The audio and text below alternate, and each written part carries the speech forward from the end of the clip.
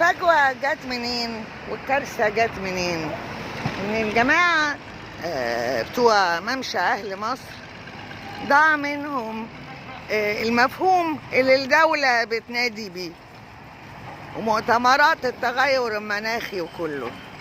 هما بالنسبة لهم تعدوا ودخلوا على نهر النيل 6 متر يمين وشمال عشان يعملوا محلات، عن الممشى متوفر للمصريين طول عمره بره على الكورنيش. مفهومهم برضو اللي ما وصلش ليهم هما وهيئة المجتمعات العمرانية الجديدة ان كل شجرة من دول يعني رئة لمصر، يعني منظومة ايكولوجية، يعني محاربة تغير مناخي. انا طبعا بشكر محافظ القاهرة ونائب محافظ القاهرة والسادة المسؤولين في مكتبه والسيد رئيس حي غرب على التدخل، والحمد لله إن على الأقل وقف اغتيال الشجرة دي واللي وراها. على عكس بقى الناحية التانية، شوفوا سيادتكم خلصوا على كله. الإجابة بتاعتهم إن هم يزرعوا شجر بداله.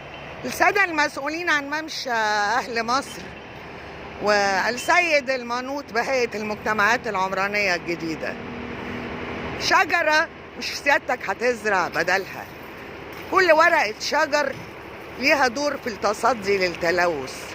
كل شجرة كاملة وعمر منظومة ايكولوجية يا فندم. النيل مجرى هجرة الطيور في مصر يا فندم. اوكي، فسيادتك يا فندم بنشكرك ان انت وقفت الاغتيالات.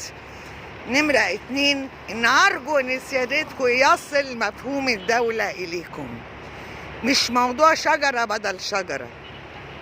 الشجرة منظومة ايكولوجية، معناها ايه؟ هو ده اللي سيادتكم المفروض تعرفوه انتوا الناس المنوطة بممشى اهل مصر. شكرا.